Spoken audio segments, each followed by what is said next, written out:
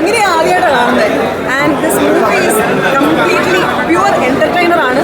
Comedy ഉണ്ട്, അവസാനം ആവശ്യത്തിനുള്ളൊരു എന്താ പറയുക ഇമോഷണൽ സംഭവം നമുക്ക് തരുന്നുണ്ട്. ഒത്തിരി പൊളിറ്റിക്സ് ഉണ്ട്, എല്ലാം ഉണ്ട്. ഈ ഒരു സിനിമ കാണുമ്പോൾ എല്ലാവരും ചോദിക്കുന്ന 40 എങ്ങനെയൊക്കെ ആകുമെന്നൊരു ചോദ്യത്തിലാണ് എത്തുന്നത്.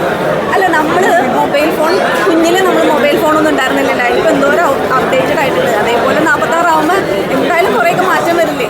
ടെക്നോളജി വലുതായിക്കൊണ്ടിരിക്കുകയാണ്. അപ്പോൾ എന്തായാലും ആ ടെക്നോളജി ആലോചിച്ച് ഇപ്പോൾ ഒരു സിനിമ ചെയ്യാമെന്ന് പറയുമ്പോൾ അത് അത്രയും ഇത് വേണമെന്ന് ഞാൻ പറയുള്ളൂ. ഒരു ക്രിയേറ്റീവ് മൈൻഡ് വേണം. അതേപോലെ ഒരു ഇൻ്റർനാഷണൽ ലെവൽ സിനിമകൾ ഇവിടെ കൊണ്ടുവരാം. സോ ഇനി നല്ല നല്ല മലയാള സിനിമകൾ വരട്ടെ. വെറൈറ്റി നമ്മുടെ വേറെ മൊത്തത്തിലുള്ള മലയാള സിനിമ ഭയങ്കരമായിട്ട് മാറുന്നുണ്ടെന്നുള്ളത് ഏറ്റവും വലിയ ഇതാണ്. ദിവ്യ ഒരുപാട് കഷ്ടപ്പെട്ടിട്ടാണ് ഇതിലെ കോസ്റ്റ്യൂംസ് ചെയ്തിരിക്കുന്നത്. ഞാൻ എടുത്ത് പറയുന്നതെന്ന് പറഞ്ഞാൽ ഞാനിട്ടിരിക്കുന്ന പല സാധനങ്ങളും നിങ്ങൾ ഒരിക്കലും എക്സ്പെക്ട് ചെയ്ത് ഫാബ്രിക് പോലെയല്ല, തുണി പോലും അല്ലാത്ത പല സ്ഥലത്തുനിന്ന് പോയി സോഴ്സ് ചെയ്ത് രാത്രി എൻ്റെയൊക്കെ പലതും ദിവ്യ തന്നെയാണ് സ്റ്റിച്ച് വരെ ചെയ്തത്. കാരണം നമുക്ക് സമയത്തിൻ്റെയും പലതിൻ്റെയും കൺസ്ട്രെയിൻസ് ഉള്ളതുകൊണ്ട് എനിക്കൊരു കുറേ ദിവസം ഉറങ്ങാതൊക്കെ.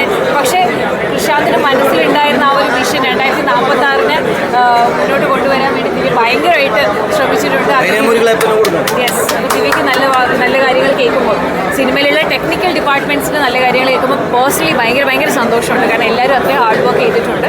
ബട്ട് അൾട്ടിമേറ്റ്ലി ഓഡിയൻസിനോട് പറയാനുള്ളതെന്ന് പറഞ്ഞാൽ നമ്മൾ ഹാർഡ് വർക്ക് ചെയ്തോ ഇല്ലയോ എന്നുള്ളതൊന്നും ഇവിടെ മാറ്റർ ആവുന്നില്ല. സിനിമ നല്ലതാണെങ്കിൽ മാത്രമാണ് ഏതൊരാളും അവരുടെ ഒരു സമയവും പൈസയൊക്കെ മാറ്റി വെച്ച സിനിമ കാണാൻ വരുള്ളൂ. ഇത് നല്ല സിനിമയാണെന്ന് നിങ്ങൾക്ക് തോന്നുവാണെങ്കിൽ